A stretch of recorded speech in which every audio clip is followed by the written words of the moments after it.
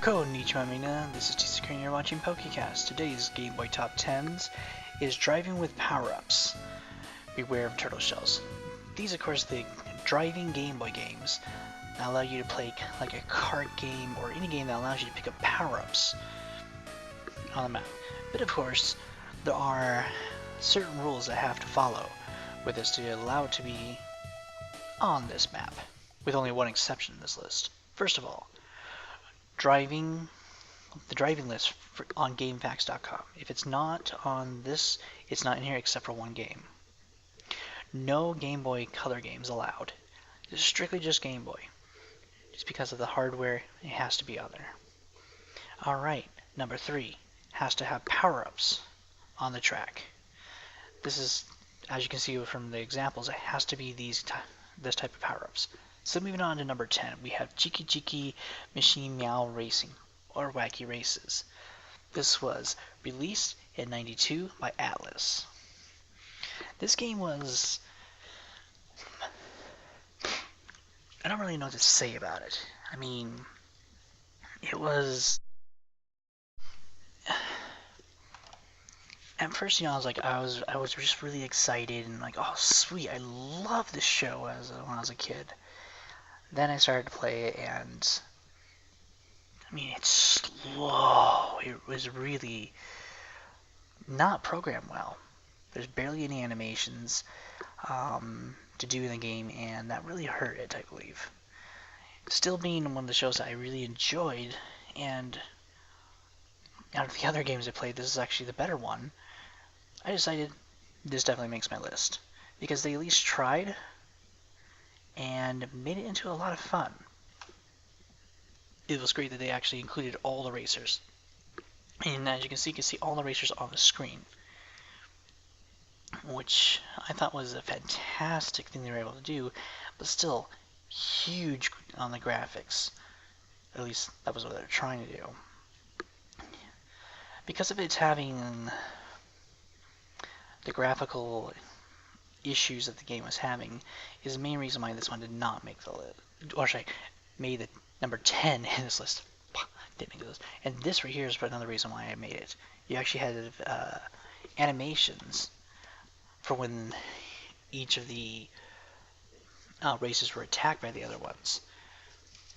As for the tracks themselves, they were pretty basic, but it really brought in a lot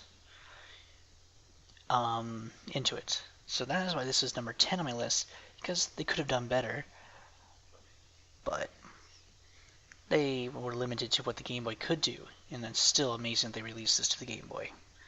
So that is number 10. Number 9, we have Street Racer. This is a kart-based game where you have 8 racers to choose from. All of them are pretty unique, would be the best one to say. I mean, just looking at these names make no sense. And of course, they do have to have one girl who's surf. That makes no... I guess she's a surfer, so yeah. And I do like how in here you do have the view of Mario Kart and the back racer kart games. You do have the power-ups on the field. The reason why this is number 9 is because, as you can see, the graphics hinder this game. The controls weren't too bad. I mean, the only thing that made it really hard to play control-wise was you were allowed, kind of like in Road Rash, the ability to smack people with an attack. But it never seemed to work quite right for some reason.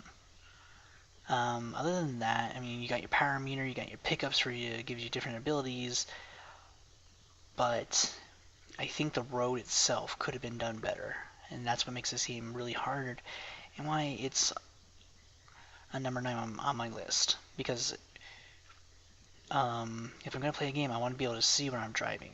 Now, the cool thing was there was different modes in here, so you do have battle mode, which semi-worked, okay, graphics hindering the gameplay again, and then you have soccer, which you're able to play on here, which was the controls, what made it a little difficult. You just had to get used to it. Other than that, I mean, the game, I'm very impressed at how they're able to get this to work on here.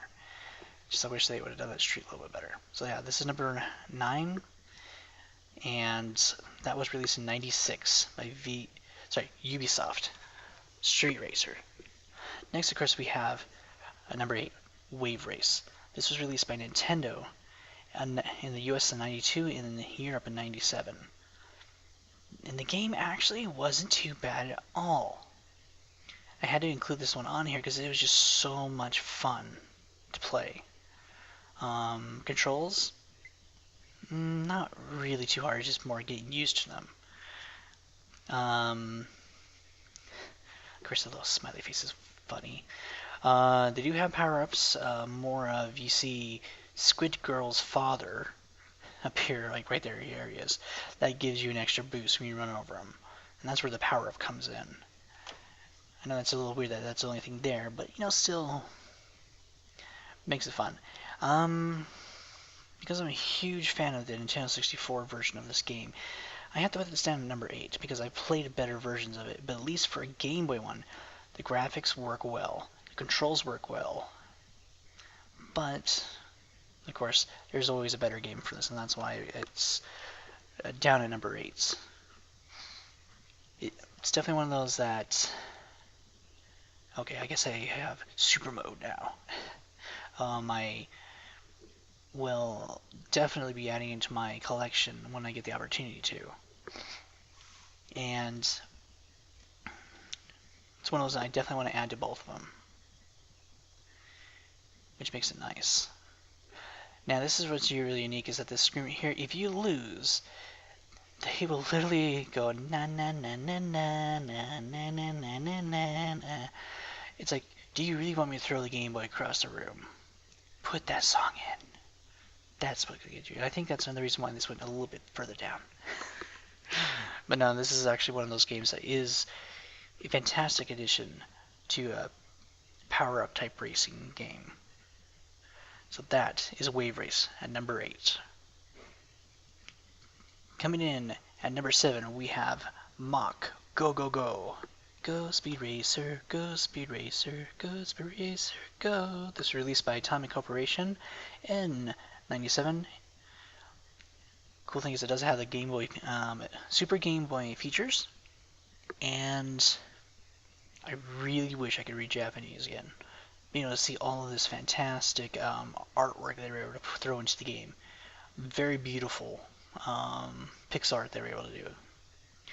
You're able to upgrade your car, have fun with it, and then be able to drive as Speed Racer in the Mach 5. What can I say about this game? It's Speed Racer. And we're not talking that horrible movie that was released. We're talking about a Japanese-made game based off of the TV series and the anime, but done to where it was updated. That's what made it really nice. Controls, not too bad at all. I do like how you can upgrade your car eventually to get to where the Mach 5 is absolutely stunning and amazing. Graphically, on the course, it's what it needs to be, to where you're able to just enjoy the race.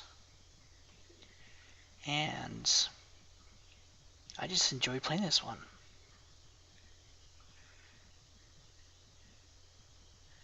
And here's the race graphics. There's a lot of doing it. It does take some practicing to get used to the controls, but most racing games do. I think it's a little weird is that it's really small races. Of course, those are just the beginning levels. And that is why it's only number 7 on the list, because there could have been so much more with the game, but looks like they just didn't do as much as they could have, but still a fantastic game. So that's why it's number 7. Coming in is a tie, Micro Machines 1 and Micro Machines 2 Turbo Tournament. I don't usually do ties, but this is a game released by Ocean, 95 for part 1 and 96 for part 2. When I play this game, I would definitely put in a video of my gameplay on this one, because the game itself was just so pure evil, it seemed like. The controls, In all honesty, not too bad. It does take some getting used to. But I like how, as you saw in the presentation photo right there, they do actually have a couple of characters that they have, and then they later go to have several of the characters grow up into teenage or adults, which isn't really done very often, especially this early in games. You are able to pick up some power-ups, I think,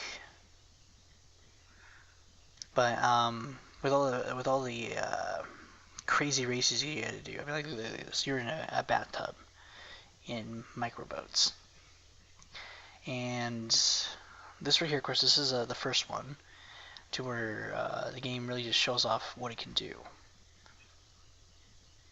Now to get you used to the controls, man, it's a lot easier than when you start off not knowing what to do. Right here is the second game. Definitely some graphical improvements on the characters, but then they really go out of the way to show off what the races can really be. And if it's not a kart race, I don't know what is. I mean, this thing, you're sitting there bumping into things, bumping into people, being knocked out of the way, falling off the table, stupid screwdrivers in the way, and they just were able to make a really fun, crazy racing game. And part 2 lives up to what part 1 was, just with some better graphical upgrades and the controls a little bit tighter. But because of them being so similar in very small changes, it was really hard to choose just one of them. That's why they're both at number 6. So that is my driving with power-ups, part 1. So I hope you guys have enjoyed looking at what I think deserves to be number 10 all the way to number 6. These games are some that are worth looking up and trying out, because they'll be exactly what you're looking for. So I hope you guys have enjoyed, and can't wait to see you in the next one. This is Tisa Kerr saying ciao and sayonara. See you in part 2.